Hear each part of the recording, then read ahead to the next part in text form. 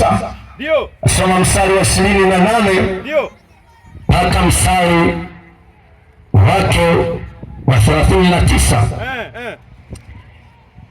Na alipokwisha kusema hayo, alitangulia mbele akipanda kwenda Yerusalemu. Ndio Kama alipokaribia Bethshemeshi na Bethania kwenye mlima uitwao wa Mizeituni, alituma wawili katika wale wanafunzi akisema, endeni mpaka kijiji kile kinachowakabili, na mtakapoingia ndani taona mwanapunda amefungwa, ambaye hajapandwa na mtu yeyote bado.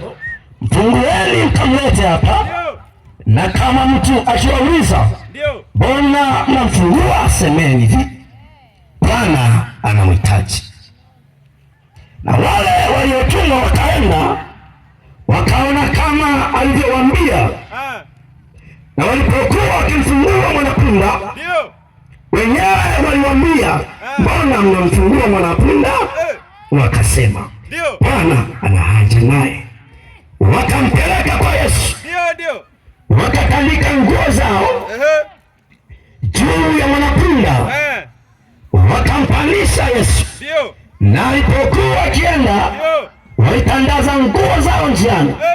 Hata alipokuwa wamekaribia materemko ya mlima wa Zeituni, kundi zima la wanafunzi wake walianza kufurahi na kumsifu Mungu kwa sauti kuu kwa ajili ya matendo yote na uwezo walioyaona, wakisema, ndiye mbarikiwa mfalme ajaye kwa jina la Bwana. Amani mbinguni na utukufu kwa juu. Baadhi ya Mafarisayo walipokuwa katika mkutano, wakamwambia, mwalimu, wakanywa wanafunzi wako? Akajibu akasema, nawaambia ninyi, wakinyamaza hawa, mawe watapiga kelele. Baba, katika jina la Yesu Kristo, Mungu unayesimama mbele zako, Bwana Yesu Kristo, kwa mafuta yako ya Roho Mtakatifu, nami kama punda wako unanitumia kama upendavyo, na wala sijawahi kutoa utukufu na sitatoa utukufu.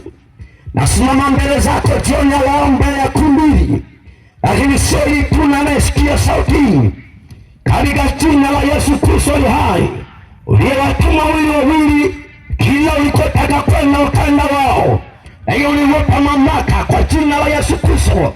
Naomba nipe mamlaka kama utakavyo, katika jina la Yesu Kristo. Maneno haya yavutia kwa nguvu iliyo juu sana, katika jina la Yesu, na shetani akanyamaza kimya kwa jina la Yesu Kristo. Na atakayekuja mbele zako leo asibaki na kifungo chochote, bali afunguliwe na kuwekwa huru, na neno hili Yesu likafanyike msaada kwa jina la Yesu. Sema amen. Sema amen.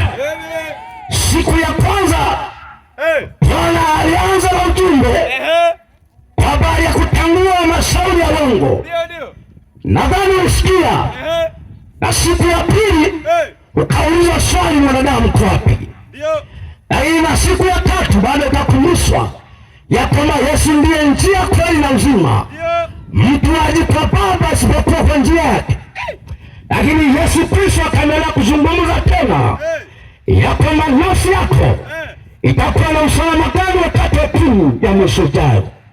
Pamoja na hayo, Yesu akaendelea kukukumbusha juu ya matokeo ya mauti yake msalabani. Yeye aliyekuja kwa ajili ya kukutafuta wewe.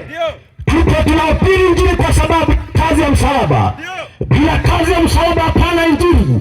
Injili ipo kwa sababu ya kazi ya msalaba aliyoimaliza Bwana Yesu pale msalabani. Hasa ninakuletea leo habari ya thamani ya maisha yako kupitia Yesu. Yesu Kristo ndiye anayeongeza thamani katika maisha ya mwanadamu.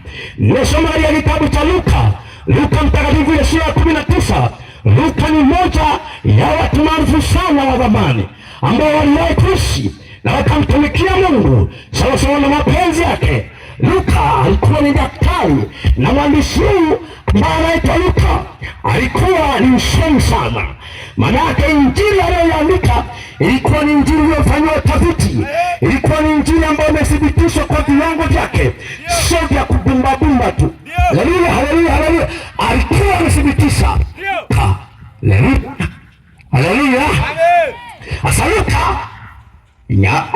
Biblia inataja habari ya uandishi wake, anasema yeye alijitafutia mambo, na uandishi wake Luka ulifanana sana na uandishi wa vitabu wa watu wa Rumi, kwa sababu Luka alikuwa pamoja na Paulo Rumi. Kwa hiyo mwana wake uandishi wake ulifanana na watu wa Rumi. Kwa sababu gani? Alikuwa na sifa zote. Jambo la kwanza, alikuwa anaanza kutaja mpokeaji wa ujumbe ni nani, na anajieleza yeye ni nani, lakini anaandika, anasema nini ujumbe utaandikwa. Ilikuwa ni sifa ya waandishi wa watu wa Rumi. Lakini pamoja na hao, Luka alipokuwa akitembea na Paulo, inasadikika kwamba Luka amekufa na miaka 84 hivi takriban, na akiwa hajaoa, kwa sababu alitembea na jitu ambalo halikuoa. Na ili kuna mtu katika ulimwengu huu, hii chombo haijajaa vizuri na litesa, anaona kama mke anazaa watoto na anateseka na dhambi, lakini kuna mtu akuoa miaka 84. Umeoa lakini unateseka na dhambi, uzinzi, unateseka na tamaa, na umeoa lakini kuna mtu akuoa. Unanisikia? Sasa acha niwaambie, katika Biblia Yesu alipokuwa ametamani kuingia Yerusalemu, wakati anatamani kuingia Yerusalemu, maana alikwisha kutabiriwa na nabii Isaya habari ya kupanda mwanapunda. Akawatuma wanafunzi wake wawili waende mpaka kijiji kinachowakabili, alafu watamkuta mwanapunda ambaye hajapandwa na mtu, maana alikwisha kuandaliwa kwa ajili yake Yesu. Anataka nikwambie ya kwamba kuna mambo Mungu ameandaa kwa ajili yako pekee, ameandaa kwa ajili yako pekee, lakini uyapate, kuna siri yake. Wakaenda wanafunzi, walipokuwa wakienda, wakafika kama walivyoelekezwa kwamba yule mwanapunda mnapomkuta mfungue. Lakini wakiwauliza kwamba kwa nini mnamfungua, semeni hivi, Bwana ana haja naye, Bwana ana haja naye, kama Bwana alivyotutuma katika mji wa Kandete, kwa sababu kuna watu Bwana ana haja nao, kuna wamama Bwana ana haja nao. Hakuna ubishi. Kama Bwana akiwa na haja na mtu, hakuna wakuzuia. Bwana alipotaka kuokoa wana wa Israeli katika nchi ya Misri, hakuna kuzuia. Farao alisimama akawa na moyo mgumu, lakini Bwana akiwa na jambo lake huwa analitimiza pasipo kuangalia ni nani aliyekaa mbele yako, ni nani aliyesimama mbele yako. Farao wako lazima anguke. Kama Bwana ataka kukutoa, lazima ateketee, maana mkono wa Bwana haujawahi kupunguka kwao wanaoliitia jina. Maandiko yanasema kwamba wamngojao Bwana watapata nguvu mpya. Kwa hiyo Bwana alikuwa amekusudia ampande mwanapunda yule, lakini katika kumpanda mwanapunda kuna watu ambao wanamiliki na mwanapunda, lakini kwa ajili yake mwenyewe amkanyaga nje Yerusalemu, na hapo Yerusalemu atatimiza yote aliyoandikiwa katika kitabu cha manabii ya kwamba atateswa, atafanya mambo kaza wa kaza kwa Yerusalemu. Anapoingia Yesu Kristo, wanaenda wanafunzi wanawaambia kama alivyoelekezwa. Walipoambiwa wale watu kwamba Bwana ana haja naye, wakanyamaza kimya. Sikiza nikwambie, Yesu Kristo aliye hai, yeye anakomesha maswali ya adui zako, yeye anakomesha ajenda za maadui yako, yeye ananyamazisha maadui zako, yeye anawaambia nyamaza kimya, shut up. Anasema utazaa. Yesu Kristo akija hiyo mashako anawaambia nyamazeni kimya, maana ana haja naye, maana ana haja wewe, ana haja na mashako abadilishe. Yesu Kristo akaletea mwanapunda. Alipokuwa akaletea mwanapunda, alipokuwa akaletea neno mwanapunda, samani ya yule punda awali ilikuwa ya kawaida sana. Sifa ya punda ni mbeba mizigo, anabeba mizigo toka asubuhi mpaka jioni, wala hajawahi kusema kwamba nimechoka. Punda anapigwa. Ninapomzungumza punda, mimi nimemchunga, nimekaa juu yake, nimepigwa na mateke pale hata kusimia. Punda na mfahamu vizuri, lakini yule punda samani yake ilikuwa ya kawaida sana. Wanapomfikisha kwa Yesu Kristo. Yesu anabadilisha maisha ya mtu. Samani ya punde kaanza kubadilika, ghafla akaanza kuwekewa nguo juu yake. Alipokuwa akiwekewa nguo juu yake, hali ya hewa ikaanza kubadilika, alafu akatandaza nguo chini yake. Bibi harusi mwana kawaida hutandaza nguo juu yake pale apite, anapita dai kupita maisha yake yote juu ya nguo zilizotandikwa, na anapigwa kelele na shangwe. Hujawahi kushangilia hivi? Hakuna, haikuwa kutokea. Lakini siku ya sherehe utawaona hata ambao warukarukaki nasema Yesu Kristo amemwita, ana haja na mwanapunda. Mwanapunda anapofika, watu wakaanza kutengeneza mazingira, wamama wakaanza kutafuta kanga ziko wapi, wakaanza kutafuta vitu vya zamani viko wapi, wakaweka juu ya punda, maana anataka kumpanda mfalme wa falme, yeye ni mfalme wa Mungu. Maana Luka anatuandika, anamdhihirisha Yesu kama mwanadamu asilimia zote, lakini Luka huyu anatuandika kitabu hiki, anamwangalia Marko isemaje, mama katika injili zote, na Marko ametumia asilimia 50 tu, maana anafanya utafiti wa mambo yote ya kitabu cha Marko. Sikiliza kilichotokea. Yesu Kristo akampanda yule mwanapunda, alafu alipokuwa akimpanda yule mwanapunda, vikaanza vifito, zikaanza kelele, zikaanza sifa za kutoka kawaida, watu wakaanza kumtukuza pale, wakisema ya kwamba tukuze Mungu juu mbinguni. Kitabu cha Marko kinasema ya kwamba hosana juu mbinguni, duniani iwe amani. Hosana juu mbinguni, duniani iwe na kwamba wale wanafunzi wakaanza kulitukuza jina la Bwana, maana aliyepanda ni mfalme wa wafalme. Lakini kilitokea nini? Yule punda alibadilika ghafla. Alikuwa punda wa kawaida, tena amefunga kumfungia. Alipofika kwa Yesu Kristo hai, mambo yakabadilika. Na leo Bwana amenituma nikwambie kwamba Yesu Kristo ndiye anaongeza thamani katika maisha ya mtu. Ulikuwa wa kawaida, unapokaa kwa Yesu Kristo, unapoingia kwa Yesu Kristo, anabadilisha historia yako, anabadilisha maisha yako, anageuza ajenda zote, anageuza mada zote, anapanga maneno yaliyotamkiwa. Ametamkiwa laana kutokuzaa, umetamkiwa laana kutokufanikiwa wala kutokubarikiwa. Lakini nakwambia ya kwamba yule mwanapunda madamu Yesu amekaa juu yake, na ninakwambia hata kama ni rais akipanda rasi, inaonekana ya maana sana Tanzania, maana aliyeipanda ni rais. Kuna jambo moja niliona, rais akaigiza kuonyesha kama utalii, watu wakaanza kushangaa kwa sababu rais ameigiza. Na mimi nataka nikukumbushe, Yesu akija ndani yako, hata kama ulikuwa na vaa yote zimekaa hivi, Yesu anaongeza thamani ya maisha yako. Yesu anabadilisha maisha yako. Yesu anatengeneza historia mpya. Hata nikwambia kwamba kuna nyumba nzuri unaweza ukaiona, kumbe ndani yake kuna bangi. Kuna gari nzuri unaweza ukaiona ni vyote, kumbe ndani yake unasafirisha bangi, unasafirisha milungi, vitu vya ajabu. Ndani yake unaona ni shida, sio nyumba ni nzuri, ndani yake kuna nini?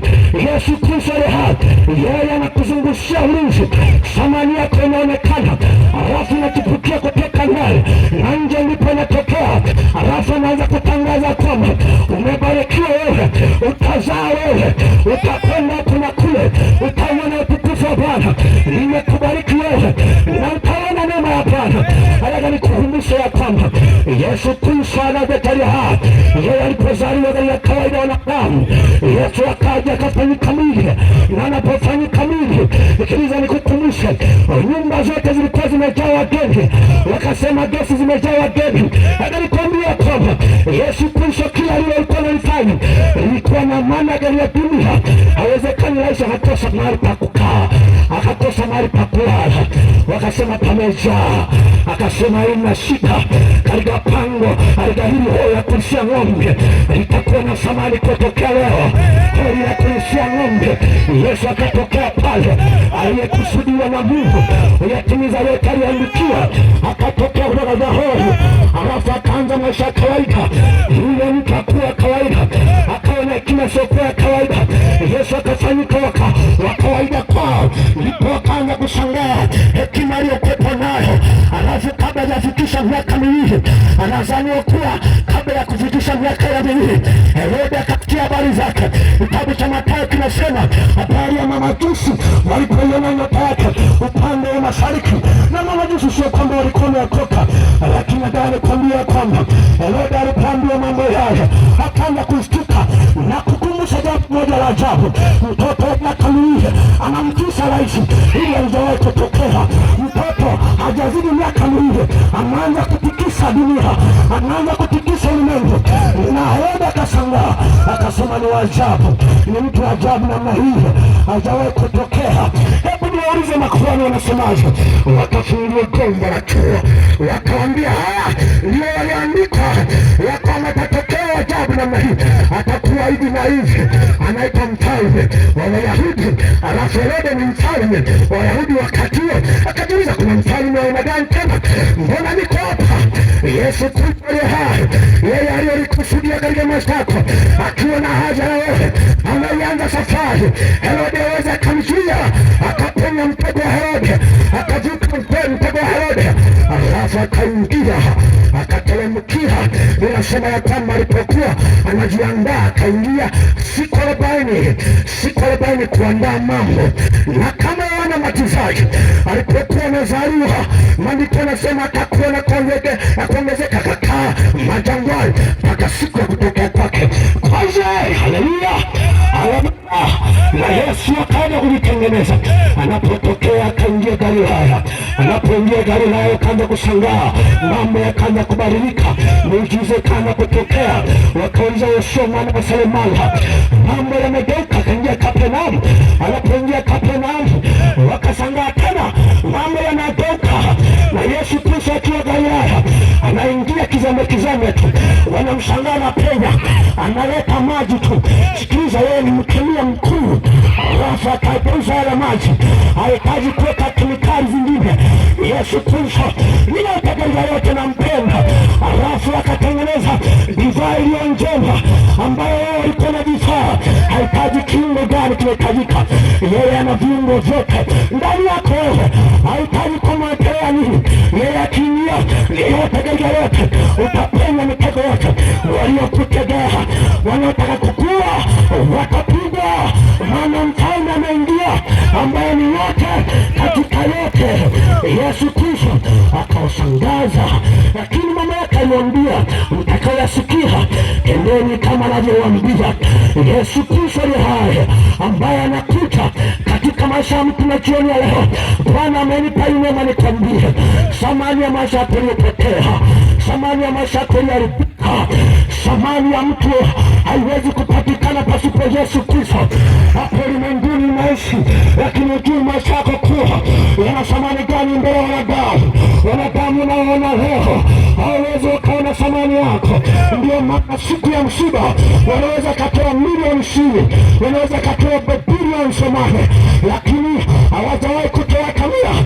Wakati unaomba ndipo wakati unakufa wanaanza kulia tena, nyie wanakufa. Sijajua mnalia sana, mnaomboleza, mko vizuri, lakini siku ya kunywa kwako, siku ya kuteseka kwako, hawezi akatokea kamoja. Na siku umekufa, utasikia nzengo inasema usipokuja unapengwa. Samani yako hawezi kajulikana, samani yako shetani haijui, samani yako jirani yako haijui. Yesu Kristo anajua kwamba wewe ni wa samani, na ndio maana nataka leo akuongezee samani yako. Hawa tunazani kama wanaweza kumsapoti, wanaweza kukusaidia. Nakwambia kwamba yako mambo yanakuja mbele yako, ndipo utakuja ukundue ya kwamba ulimwenguni uko peke yako. Ninasema kwamba tokea mtu ametumwa kutoka kwa Mungu aitwaye Yohana, akaweka jina lako hapo, aitwaye Pita, ametumwa kutoka kwa Mungu. Wewe ulitumwa kutoka kwa Mungu, ulishushwa kama chombo kiteule. Unataka kujilinganisha na watu, unataka kuwafuata watu, analima hivi na mimi nilime hivi. Umetoka kwa Mungu, samani yako hawezi akaijua yote. Ni wewe na Mungu wako, ni wewe na Mungu wako, ni wewe na Mungu wako. Lakini changamoto, umemkosa Mungu anayekulinda, umemkosa Mungu anayekujulisha samani yako, umemkosa Mungu anayekwambia mwanangu, tunapita hapa, mwanangu, tunatembea hivi, mwanangu, tunaongea hivi, mwanangu, tunalala hapa, tunakula hivi. Sasa Mungu hakuna atakayekusaidia. Utalala utakuzika, watalia watasahau, utaanza kucheka. Yule mume amekufa. Hata kama ulipona hapa fedha, hata kama ulipona hapa chakula, kuna watu wanasema nafanya kazi, lakini huna Yesu. Upendo wa kwanza ni kumpenda Mungu, na wewe ukampenda Mungu kama iko ndani ya maisha yako, katika maisha yako. Yesu anapoingia ndiye anakupa pendo, maana yeye ni pendo. Kama iko ndani yako utafanya yote, maana ni kanuni katika utoaji, na utayaona matokeo. Utaona, lakini uona wako ndipo utakapojua hakuna anayekupenda, hakuna anayekukumbuka. Tunaanza kusema ni hayati. Hawajawahi kuja kukuona wakati unaumwa, unahangaika, lakini wakati umekufa mambo yanabadilika na vikao vinaanza. Samani yako anaijua Mungu, na huyu Mungu anataka akupe samani tegemezi. Samani sio kuona madoa, samani sio mitaji mwanadamu. Maandiko yanasema ya kwamba nitainua macho yangu nitazame milima, msaada wangu utatoka wapi? Msaada wangu upo kwa jirani yako, msaada wako upo kwa ndugu yako, haupo kwa shemeji yako, haupo kwa mume wako. Msaada wako ni katika Bwana aliyezifanya mbingu na nchi. Wakati unasema ya kwamba mgeukie Yesu Kristo, unasema nitaokoka kesho, nitaokoka Jumapili, nitaokoka Ijumaa, nitaokoka mwakani. Maana alikwambia ya kwamba Yesu Kristo alikuja yeye na uzima usawa na tele.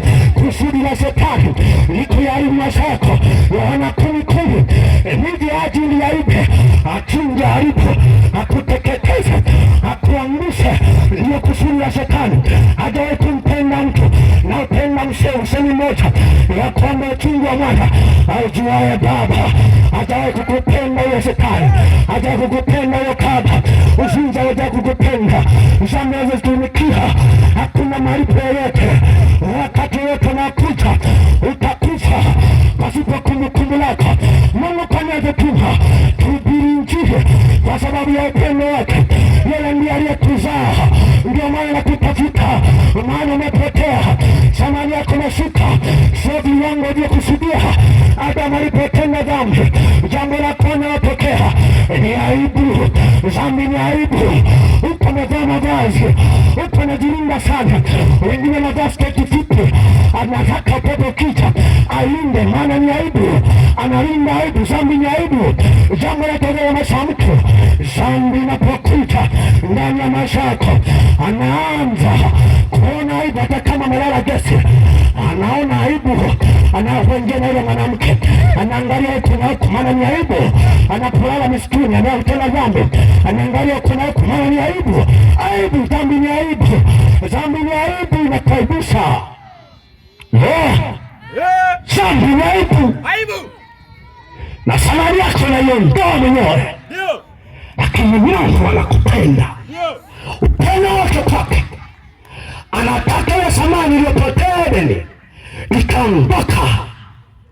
Alikuwa na stawi, alikuwa na kula vizuri, alikuwa na anakaa kwa starehe, hakuwa na mavazi, lakini yale mavazi yameanza kuja kwa sababu ya aibu aliyoiona. Baada ya kuona aibu, akagundua ya kwamba ninahitaji mavazi. Akaanza kujitengenezea mavazi. Sio Mungu alimpa mavazi, lakini alianza kufanya juhudi zake binafsi. Nataka nikwambie ya kwamba juhudi zako binafsi hazitaweza kukusaidia kama Yesu Kristo yuko ndani yako.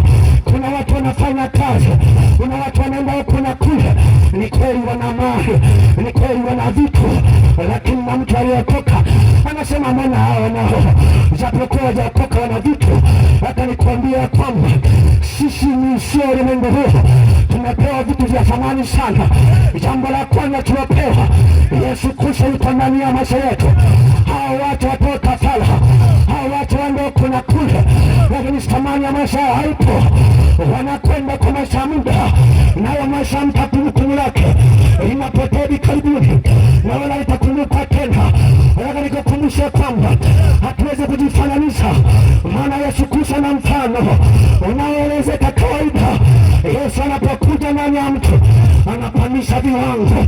Ulikuwa mna pombe, unakunywa pombe mpaka unalala kwenye mikao. Siku moja nikamkuta baba mmoja pikipiki iko kule, alafu yeye kule ni asubuhi, nimejidamka manake usiku amelala pale kwa sababu ya pombe.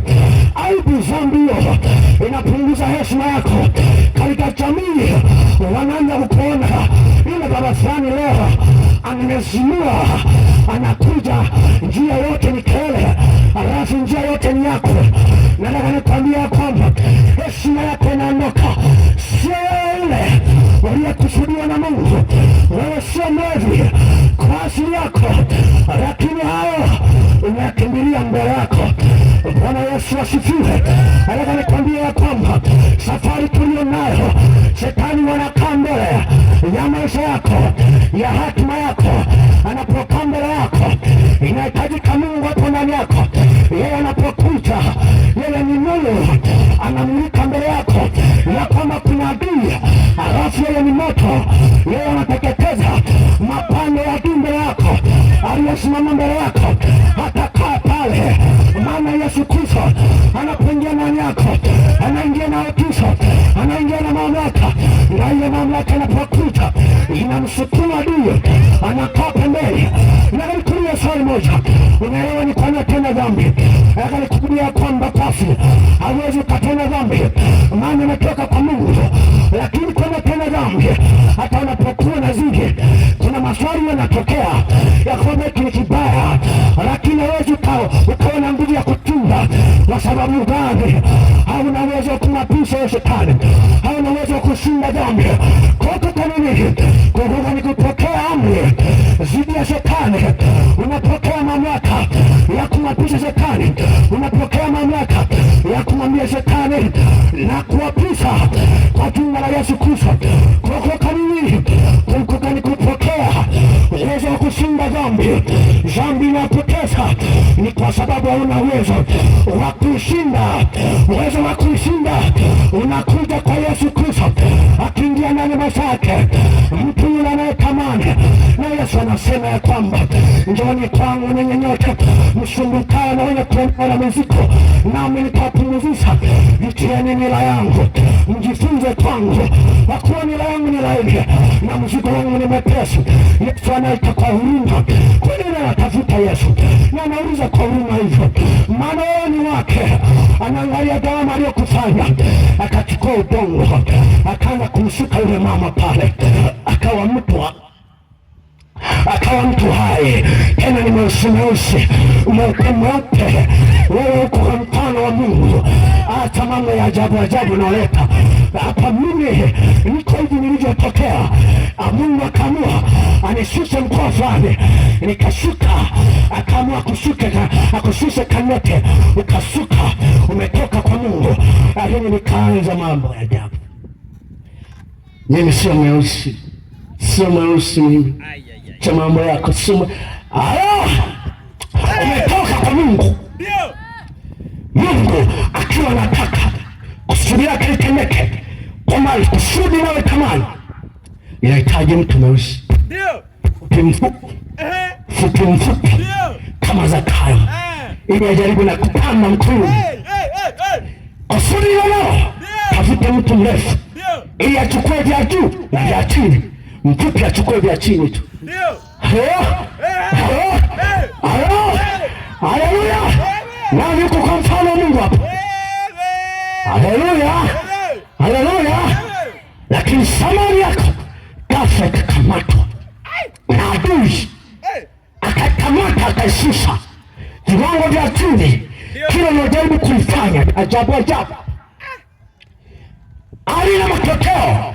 Ataka nikwambia, mtu aliyeokoka akiwa na Yesu Kristo ndani ya maisha yake, yeye ana viwango vya ajabu sana. Hata kama na kuipa kodi mesimu, maana amebeba samani siokuwa ya kawaida. Hata kama anakula kwako, hata kama anajenga nyumba na wewe unamlipa, hata nikwambia na samani sana. Huyo sio wa kawaida. hata kama naishi kwenye nyumba ya milanzi ya mapanzi, hata nikwambia kilala iko na Yesu Kristo, maana ni wa thamani sana. Hata kama amekaa kwenye kapagale na umekaa na sofa yako na TV kubwa sana, unaangalia tamthilia sijui za kwetu za kwenu, unajua wenyewe, lakini aliyookoka yeye akikaa popote pale mambo yanabadilika. Yesu Kristo alipoingia Galilaya akabadilika mambo. Alipokuwa anaenda Jeriko, maandiko yanasema kulikuwa na kipofu mmoja amekaa kando ya barabara, mambo yakabadilika. Alipokuwa anafika mahali pale, sio jambo lile tu, Yesu alipotokea mbele ya yule mwenye pepo anaitwa Jeshi, mambo yakabadilika, maana alikuwa na nguvu. Pepo akaanza kujitambulisha, unajua kwa nini umekuja kutuangamiza kabla ya msimu wetu? Haleluya! Wewe msimu unaujua, leo ni siku yako. Kama ni msimu, leo ni siku yako. Kama ni usiku ulikuwa unasubiri ya kupandishia viwango, ni leo. Paulo akiwa mtu wa kawaida anaelekea Dameski, Yesu Kristo alikuwa amekusudia thamani ya Paulo aliyekuwa anaitwa Sauli ilejaa kama nilivyokusudia. Anapoingia Yesu Kristo akashuka na utisho wake na akashuka na nguvu zake. Haleluya! Changamoto yako, moyo wako ni mgumu, alafu umejihakikishia usalama wakati hauna usalama, umejihakikishia ulinzi wakati unakaliwa na wachawi. Wengine ni watoto wao wanawakalia, kanamkalia mama, anaamka analialia singo, mtoto alimkalia, mtoto alimpinya mabasi, akaamka nasikia bichobi huko, alikuwa anamfinyanga mama yake. Mchawi mtoto, tumekutana nao wachawi na uko nao na unasema unaenda kanisa. Kanisa gani hilo? Dini gani hiyo ambayo kusaidia? Yesu Kristo alipo ndani yake, ijapokuwa vifariki. Kanisa gani hili? Dini gani hiyo ambayo kuna wenye pombe wamekambe wanapiga pombe na msema umeokoka? Hakuna wokovu, hakuna wokovu. Wazinzi wamejaa mle, alafu nasema tumeokoka. Asema wanahubiri wataka tubadilishe dini. Haleluya, haleluya. Yesu Kristo anakuhitaji. Tuna habari ya kubadilisha dini, lakini nataka nikupe jibu, maana mimi sio mhubiri mbabashaji. Paulo akasema nani nikisha kumjua Mungu zaidi sana kujulikana na Mungu, walitoa kurudia mafundisho ya unyonge.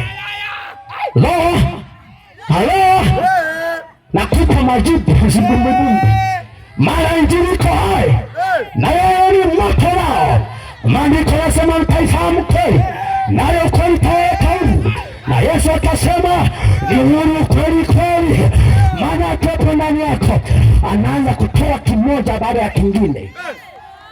Kuna watu wamejaa magonjwa, anasema daktari fulani waga ananihudumia. Sio sifa.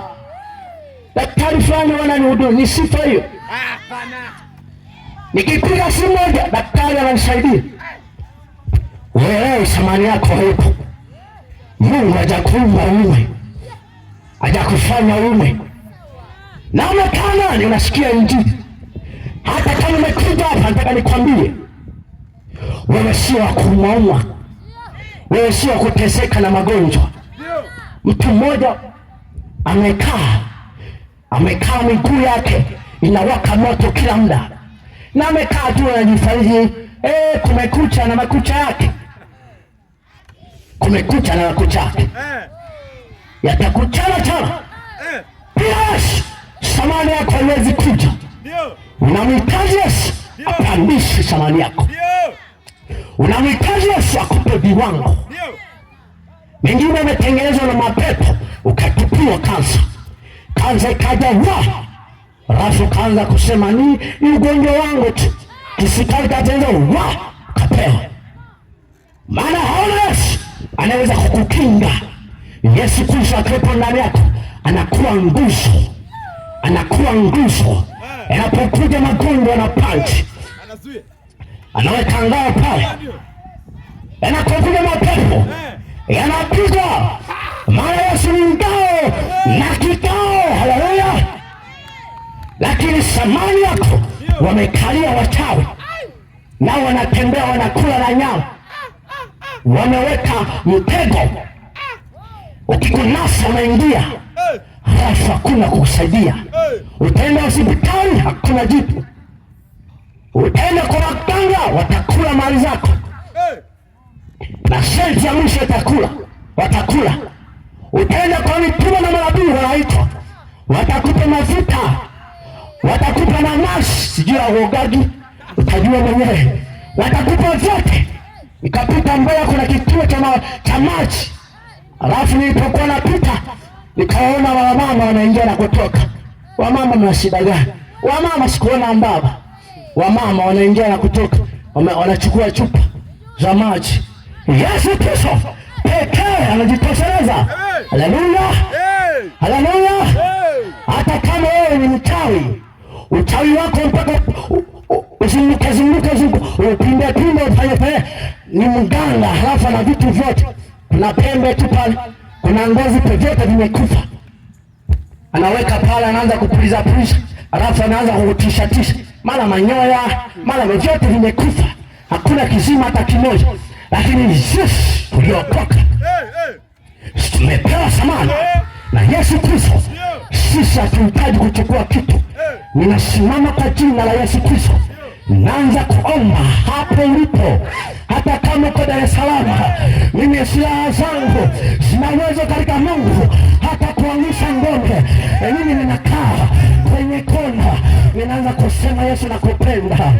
Ratakula Baba, ninaanza kutikisa ngome, maana mimi sio kawaida.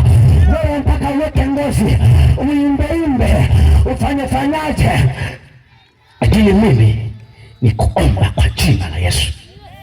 Haleluya, haleluya. Yesu Kristo anapindua mambo, anageuza mambo, anapindua, anakufanya kama anavyotaka, anakufanya kama alivyokusudia, anakuwekea ulipoteza. Maana shetani kazi yake anakuja, anaiba afya, anaweka pembeni, alafu unaanza kutembelea ajabu, unaishi kwa bahati. Lakini Yesu anajua ni wapi ulipoibiwa, anajua ni wapi ulikotekwa. Wewe sio tena yule wa kwanza, maana ulipozaliwa ukaanza kukua na ukapewa uwezo wa kujua mema na mabaya. Ulipopewa uwezo, Yesu Kristo akasema, angalia naweka mbele yako uzima na mauti, chakula ya uzima pate kuishi. Lakini ukakataa, ukasema nataka kufa mimi. Umemfuata shetani na mapepo, umefuata pombe, unazini, dhambi zote ni za kwako. Lakini nakwambia kwamba liko tumaini kwa mtu uliokatwa, yako masoko macho, lakini kwa harufu ya maji tu utatipuka, na wala matupukizi yake hayatakuja kukoma. Yesu Kristo anatangaza msamaha wa dhambi. Hii samani iliyopotea yote, samani yako iliyoibiwa ya maisha yako, inarejea kwa jina la Yesu Kristo. Yeye achipusha jambo jipya. Hata kama tenda dhambi za aina gani, umeua watu wangapi, Yesu anatangaza msamaha wa dhambi kwa kuokoka na kumpa Yesu Kristo maisha yako. Haijalishi unakwenda kanisani, hata kama unakwenda kanisani, lakini unajua njia zako, unayajua maisha yako na mahali ulipo, unajielewa kwenye dini unaenda. Maandiko yanasema kwa kanisa la Pergamo, hapo ndipo kulikuwa na kiti cha shetani. Shetani alikuwa amekaa pale, lakini anaingia na kutoka. Nakumbuka habari za Petro na Yohana, wakati wanakwenda hekaluni, kulikuwa na kiwete katika mlango. Ulitoa mzuri, kanisa likifa linapoteza ladha. Kiwete amewekwa kanisani kabisa ni watu wasiokuwa na nguvu za Mungu, hata senti hawana, lakini wanapata magari pale matajiri, lakini kuna mtu ana matatizo na wamemweka kwenye mlango wa utamu mzuri wa hekalu, wanaingia na kutoka. Sijui waliabudu nini mle, sijui kama walinena kwa lugha, sijui kama walijaa nguvu. Hata kama walijaa nguvu, kiwete yuko pale kila siku, wanaingia na kutoka. Yesu Kristo anashangaa, jamani, jambo la aibu kiasi gani kanisa litapoteza nguvu. Yesu anapoingia Yerusalemu alikuwa anaangalia, kuna watu wanafanya biashara katika hekalu, kanisa limepoteza nguvu, heka zinakuwa nyingi, mambo ya kijamii yanakuwa mengi, wala hapana Mungu na kukumbusha ya kwamba hata kama unakwenda kanisani mahali patipo shetani anawatesa wengi, shetani anamiliki wachawi wale, na wewe mwenyewe ni mchawi. Rudi kwa Yesu Kristo kwa kumpokea awe Bwana na kiongozi wa maisha yako, hata kujitetea. Yesu anatangaza 12 Matendo ya Mitume, wala hapana wokovu katika mwingine wowote, ni kwa jina la Yesu Kristo tunaopokea wokovu. Na tunapopokea wokovu, Yesu anapokuja ndani yako, jambo la kwanza yeye anakusamehe dhambi na kuvunja nia za uovu, anaondoa wote. Ninasema hata imekuwa mtu akiwa ndani ya Kristo amekuwa kiumbe kipya, ya kale yamepita, azama inakuwa mapya, historia yako inabadilika, mambo yanatoka kwa jina la Yesu. Haleluya, haleluya, haleluya, haleluya. Umejifanya wa kawaida kwa sababu Yesu hauna. Yesu hauna. Mhubiri akasema unajipendekeza kuingia jehanamu, unajipendekeza kuingia jehanamu. Yesu ana huruma. Fikiria, watu wanakuita bure wakuombee upone, hautaki kupona. Bure kwa jina la Yesu, bure. Wakajenga na jukwaa wake kwa jina la Yesu, bure. Thamani yako inatakiwa irejee. Ndio maana tumepewa bure na tunapewa bure. Ndio, lakini jambo moja la kwanza kwako ni kuamini tu. Ndio, ukisha kuamini hayo mengine usiyajue. Hata kama una ugonjwa, namkumbuka Bartimayo akasema, mwana wa Daudi nirehemu. Hakusema uniponye, maana alikuwa anajua kwa Yesu hilo ni jambo dogo sana. Kama Yesu aingie ndani yako, akishaingia ndani yako, yeye anaondoa na apika ugonjwa unaondoka. Kama ni kipofu leo utaona, kama ni matatizo leo waondoke. Lakini sharti moja, umkubali Yesu aingie ndani ya maisha yako. Nasema ya kwamba Petro akisha kuhubiri Injili, watu wakaanza kuuliza, tufanyaje Petro? Atuelewi sisi na kufa dhambi, tunatenda dhambi, alala kwenye pombe, alala baa, napiga mke wangu. Sema Petro, kwa jina la Roho Mtakatifu, sema tubuni, mrejee, dhambi zenu zipate kufutwa. Haleluya, zipate kuja nyakati za kupumzika kwa kuwako kwake Bwana. Haleluya, na mtapokea kipawa cha Roho Mtakatifu. Na yone samani. Kwa nini umtaki Yesu? Kwa nini umtaki thamani ya Yesu kwenye maisha yako? Kwa nini uendelee kuteseka wakati Yesu anaponya bure, anasamehe bure, maisha yako inakuwa salama? Hebu wakati namalizia, uwe nasogea hapa, uwe nasogea hapa, nikuombee tu mimi uende nyumbani. Usiondoke, mimi nimeita mje hapa, mnaanza kuondoka na haujui unakoenda. Njoo hapa, tuombe Mungu tu, tuombe Mungu tu, maana hatujui. Maisha yetu yako mikononi mwa Mungu. Yeye ndiye anayeamua heshima yako, yeye ndiye anayeamua familia yako ishije. Anaamua, Yesu anaamua, anaamua utembee, uleje, ufanyaje, anaamua. Wanaokuwazia mabaya anawapiga, wanarudi nyuma. Wanaotaka ufe, hautakufa. Hapo hapo tulia, maana nakupenda upeo na atakupokee, lakini shetani anataka ufe. lakini shetani anataka kupoteze kwenye ramani ya dunia kama Israeli wakati ule. Shetani kazi yake, lakini Mungu anakumbuka kwamba wewe kufanya kwa thamani sana, akaweka udongo, akafanya vitu vyote, anakutafuta wewe, akakuweka thamani sana, wa thamani mno. Lakini shetani anapoangalia thamani wako anatamani, maana kazi ya shetani ni tamaa. Anatamani neno la Mungu liweke mbele yako, anatamani kwa yule haribu, yani lengo lake hata halina faida. Lengo la shetani halina faida, lengo lake ni kuharibu tu, yani kuvuta tu, kuharibu, kuvunja, halafu anakaa anaanza kukucheka, mwangalie huyu, halafu naona umpigia makofi, wakati kazi yake ni kuharibu. Leo karibia Yesu. Damu ya maisha inakoma muda wote. Leo unakula, unakunywa, unasema nimemaliza yote. Leo unalima, unavuna viazi magunia mengi, unaita magari, unasema nimemaliza. Wewe Mungu ana pointi ndogo ya kukubana, anakupia kwenye kona.